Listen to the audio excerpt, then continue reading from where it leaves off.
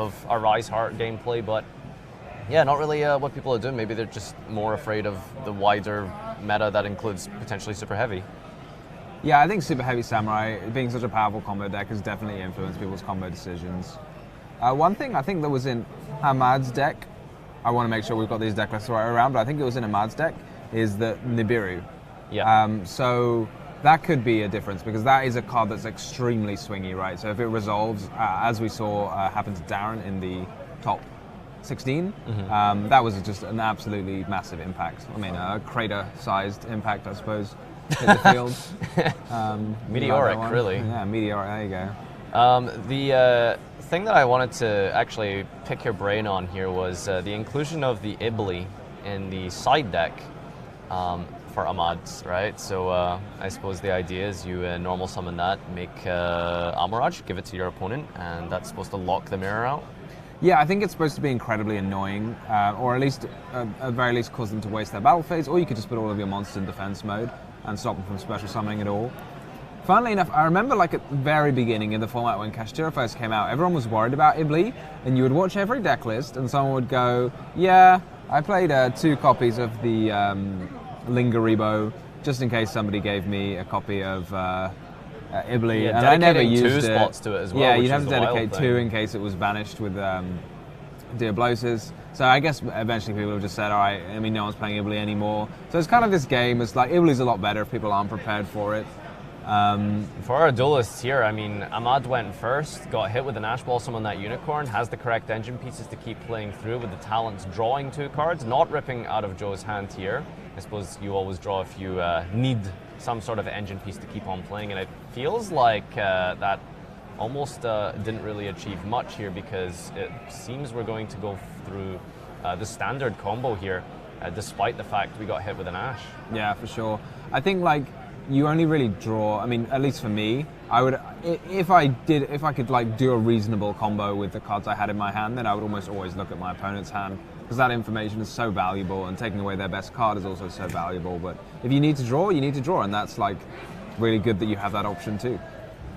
Yeah, absolutely. I think there's just so much value to have from hand knowledge, you know, taking away that all-important combo piece that, you know, sort of glues the hand together. But wow, this is a Diablo.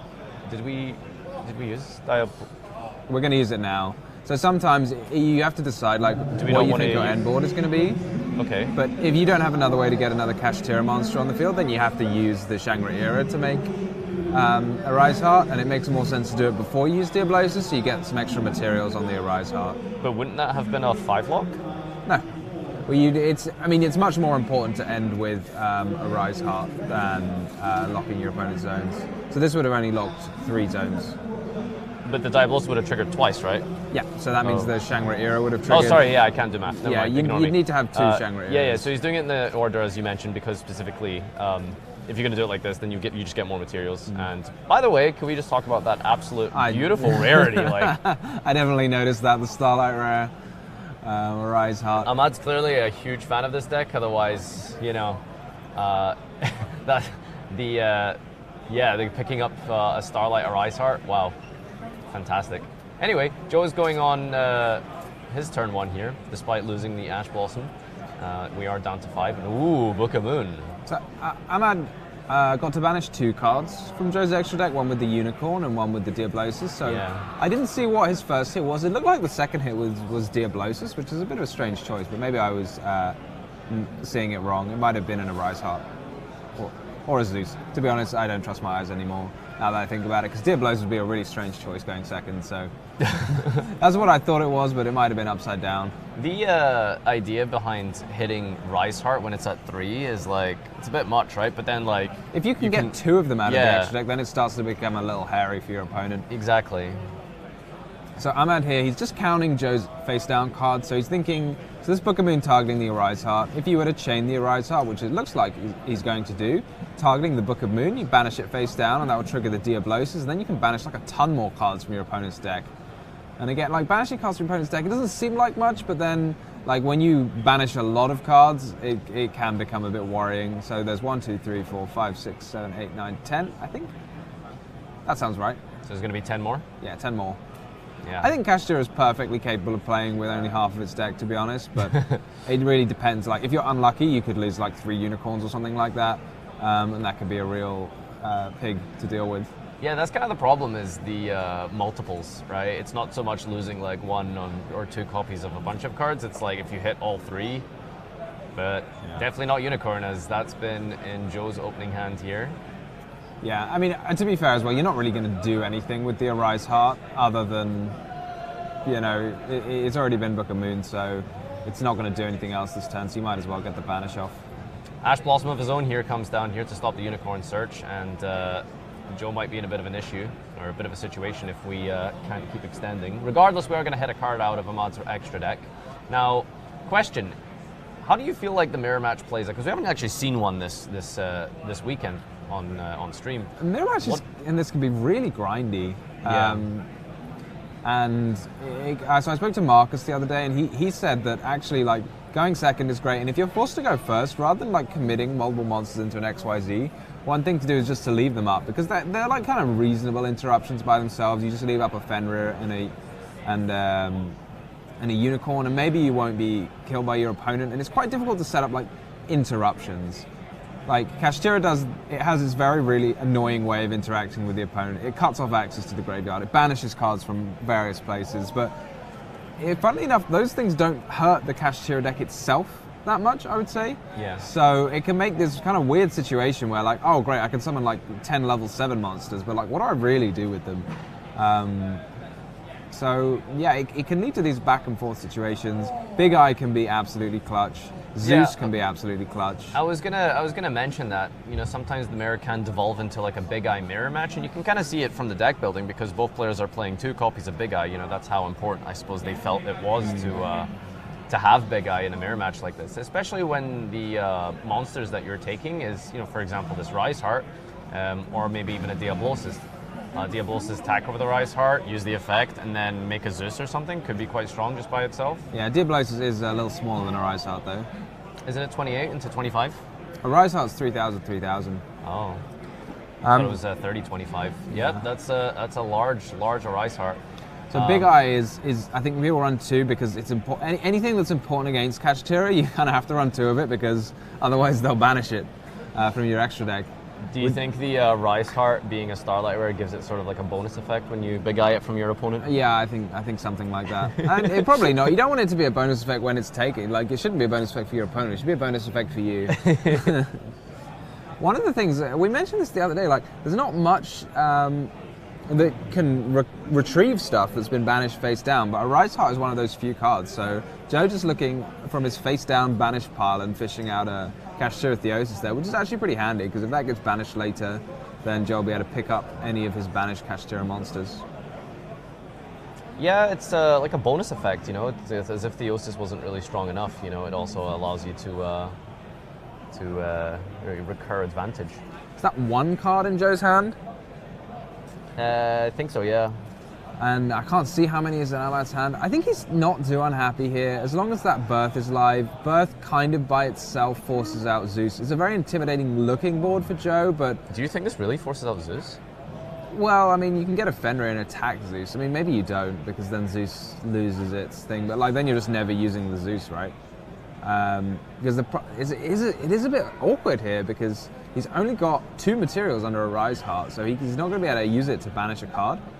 So I don't know if it forces out Zeus. I feel like it kind of does. I'd feel really bad to use a Zeus against a singular Birth when my opponent hasn't committed. Yeah, I would feel very bad. But now, like, your opponent's going to get to activate Fenrir, search a card, and then, I mean, he's using it, right? Yeah. Because, I mean, otherwise you just activate Fenrir, search, and then go to the battle phase, and you can attack your choice of either the Zeus or the Arise Heart. So it's not pleasant either way, to be honest. Joe just like carefully, because that was Ahmad's Arise Heart, so he's just got to make sure he doesn't accidentally steal any of Ahmad's cards, and make sure that the appropriate cards get banished as well. That's quite important. Um, Well, it's a good thing they're both using these different custom sleeves here. You know, I think that's probably the best thing that you can do as a Kashtira player in a mirror match is to make sure that you keep your correct cards. I think that probably happens way more often than it should, right? Especially with big eye wars and attaching materials that your opponent controls face down. Yeah, I think I'd say it can be a little bit confusing sometimes. So the materials detached by a Rise Heart, by Zeus will be banished, but all the other cards on the field in that situation would go to the graveyard. Yeah, exactly, just because of the way that the chain is ordered there. So I'm at the something the Scareclaw. Oh, he's got another birth. Second birth, that's crazy. Because that's the normal summon effect here is really important.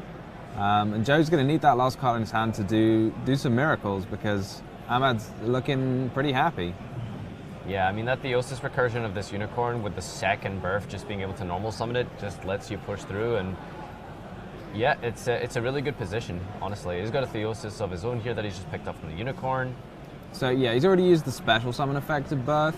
So I'm not sure. There's a third effect of birth as well, right? So it's special summon is normal without tributing. What's the third one? It banishes 3 from your opponent's graveyard if they activate a spell while you have a Kashtira monster in play. Fantastic. Which against Kashtira is so-so. Like, it's rare that their graveyard is particularly important to them. But it does banish them face down, so they can't be brought back by birth and things. Imagine Valhalla, Hall of the Fallen, but like with 3 more extra effects, right? Like, because that's kind of how it works, you know, the special summon from hand, but then it's also got 2 bonus effects, because why not? Yeah, well, I mean, you can't summon a Christia straight from your hand with birth, you know? Am I just counting Joe's decks? Like, maybe I can win with deck out as well, just for a bit of fun. I don't know what his choice of play How do we here out a is. 3,000 defense Zeus here? Do we just kind of... You could make a Rise Heart, you could just leave it. Like, it doesn't do much. You could just leave it, yeah. Stops your opponent from summoning a monster. You can bump it with your unicorn to banish even more cards from your opponent's extra deck. I don't know, you can make a big eye and take it. Like, you've got a lot of choices. There's the Dark Arm Dragon of Annihilation, I want to say that's his name. Yeah. 7+ monsters as well, which is really crazy because you can just potentially overlay your whole field away for like 4 pops or something. But it's 2+ monsters. You don't have to make it with 7.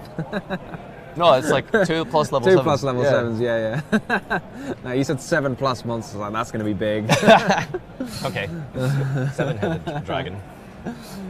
Do you think I did actually consider it, but I mean, there is like a world where you just, set up a bunch of your usual Kashtira things and then don't deal with the Zeus this turn because you don't really need to. And then it just locks your opponent out from getting Kashtira monsters out. Yeah, exactly. And that's always a reasonable line. The only thing you have to be wary of in that case is Kashtira birth.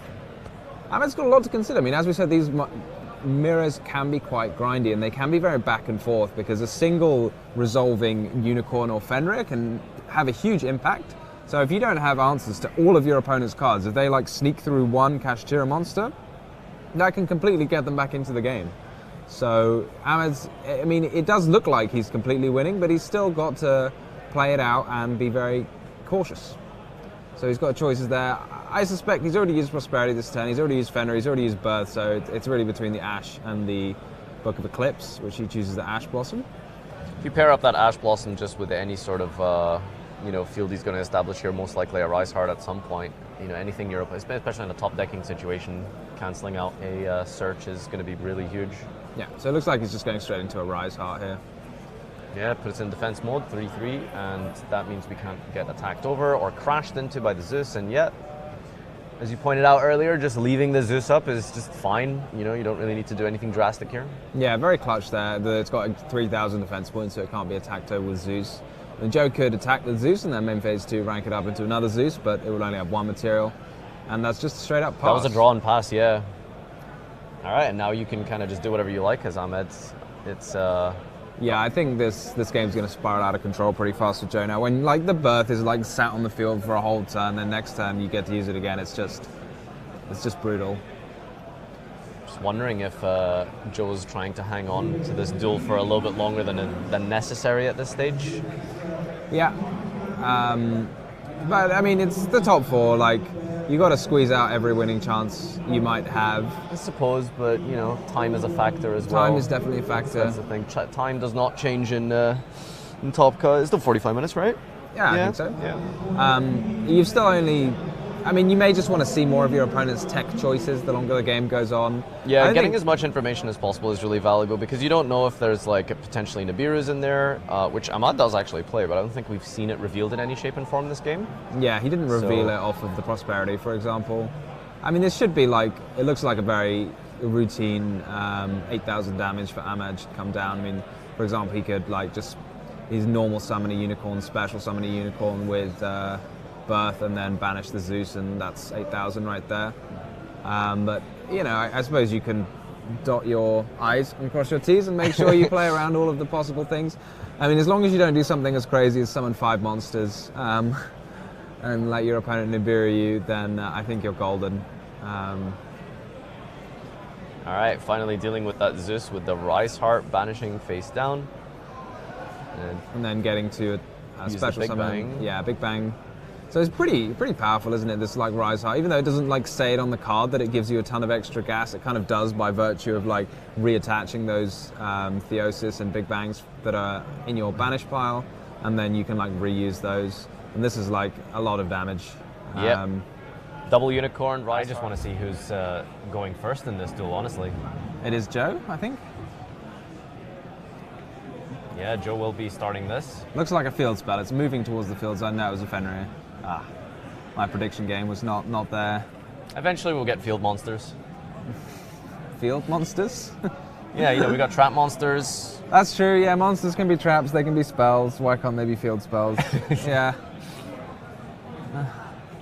Okay, so it's going straight into Fenrir for a search here, so I guess maybe you wouldn't really potentially play around Droll in the mirror match. It's kind of, I mean, would you keep Droll in? It depends how much you have in the side alongside it. It really depends on your side decking plan. I think some players might, if your side, like, depending if there were other cards you wanted to side out, and depending on, yeah, it really depends on what you want to side in and out, I suppose. I don't think Droll's like a premier card, but I don't think it's a liability. I think it's kind of somewhere in between, so you could see it. Neither of our players here are actually running Kurikara, I noticed, either the main or side. But I'm wondering how you feel about that in the mirror match in general. Personally, I'm not a fan of Kurikara for the Kashtira deck because I don't want to put a monster on my field that's not a Kashtira monster. But I guess different players feel differently about it, but I don't think we've seen it in too many Kashtira deck lists, and I think that's probably the reason. But I mean, I'd rather in that case just play a Kaiju and then I can give it to my opponent and my field is still clear. But yeah. Not the greatest opening here by Joe, just Fenrir pass. I'm interested in that choice of enemy controller rather than Book of Moon. Given you're using it defensively, like I'd much rather have a Book of Moon personally. Yeah. Against Kashtira, like they just summon their monster, you Book of Moon it. I mean, maybe you're scared of like their enemy controller being responded like chained to your Book of Moon, and that would be pretty annoying. God, this is so scary when you activate Ash Blossom into like their first card for 6. Yep, there it is, triple talents. That's what I was worried about. Oh, he's gonna steal the Fenrir. He's gonna take it. Oh wow. Yeah, that makes sense. So all the I think it's probably best to take here, just because you know your opponent has the enemy controller. So if they hold it for long enough, stealing like an XE or something till the end of the turn could be quite annoying. Now, how horrible must that feel to imperm your own monster? I mean, given that Ahmad's taken, that might mean that he doesn't have any other way to access a Kashtira monster. Because for me, like, if I was, I mean, I guess it does shut down the enemy controller, so it might be for that reason that he's chosen to take. But I feel like if I have a Kashtira monster of my own, like, I don't want to clog my monster zone. So I would rather just draw 2 cards, or look at my opponent's hand in that situation. Shuffle back that unicorn maybe that Joe has searched already. So maybe it feels okay, because maybe you think he doesn't actually have any follow-up to this. He's thinking quite hard here, so something's maybe gone a little bit amiss with Ahmad's plan here, unless we're elaboratively thinking about the next 19 steps of our play here to. Well, he did like in the previous game think in advance of his plays, which is a good habit, I think, just to like at the beginning of your turn have a plan. rather than like make it up as you go along. But I'm sure that's something we're all guilty of. You're like, I'm pretty sure I should start like this. I think that's something I'm just learning here. You've really given me a eureka moment here. Is that what I've been doing wrong this whole time, Tom? Well, because sometimes you start and you do the obvious thing, and then like a minute later you realize, hang on a second, like I should have started in a different way. So it's a good habit to get into. I mean, you do always have to play at a reasonable pace. And the thing is, if you have a big think at the beginning of your turn, and then you do something, and then your opponent interrupts you, and then your plans change, like that can be making the game go a bit slower. But in this case, we were right. I didn't actually have any follow-up, so... Yeah, you're absolutely correct. That imperm and losing out on your... I suppose using your imperm for your own monster actually did work out in the end, since, as you mentioned, he was just trying to stop his follow-up. But do you not think like drawing still potentially gets you fall? Because any one Kashtira card sort of just lets you... Yeah, I was thinking about that. I mean, from Ahmad's perspective, like, you're not by any means guaranteed to hit off of the 2 draws, and then you're still contending with a Fenrir. And so, like, but this deals with the Fenrir on your opponent's board as an interruption. It deals with the enemy controller, and it gives you a Kashtira monster to start with. So, I can see it. I'm not sure what's there. There's some like token face down. Maybe it's just the glare. It makes the card look white. The token? Where? Oh no, I can't see what that card is that was just banished at all. Oh, it was Birth. Okay, yeah, it looks very just white to me. It was the Rise Heart effect banishing Birth. Okay, yeah. I thought it was Did you like think you just banished the token from his deck? I just thought it was like a face down card or something. I was really confused. Yes. He was banishing his Hornet Drone token from his deck. Well, I thought there was something. What's the card that's underneath it? It's a face down card. It's a banished face down card? Yeah. What was it from? I'm trying to think. There shouldn't be a banished face down card, right? I feel like there was. Oh no, he's Prosperity. It was Prosperity. Okay, Yeah, that's the Prosperity pile. Diablosis is summoned here. That's an interesting choice. Eclipse. Yeah. All right. Well, that resolves, and Book of Eclipse kind of mentioned before, if that was in Ahmad's hand going second against probably a better field that Joe had. It might have been significantly stronger, but didn't have much of a play other than to just set it. So it just goes to the end phase. No other play here other than to flip it up. And Book of Eclipse allows you to draw a card for each face up, or monster rather, that was gets flipped. Yeah, that gets flipped face up. Yeah, I'm personally like, this is why I think a lot of people prefer Book of Moon, is if you have to use it defensively like that on your opponent's turn, that you're not going to let your opponent draw a bunch of cards. Yeah. I was wondering, like, Ahmad maybe last turn could actually have used that Book of Eclipse like aggressively to flip down his stolen Fenrir, because you can actually flip it face up again afterwards, but sometimes that can be quite difficult to keep track of. Like, normally you don't want to be flipping down your Kashtira monsters in response to whatever your opponent's doing, but in this case, because you've taken control of it, it wasn't special summon this turn, you could flip it face up again.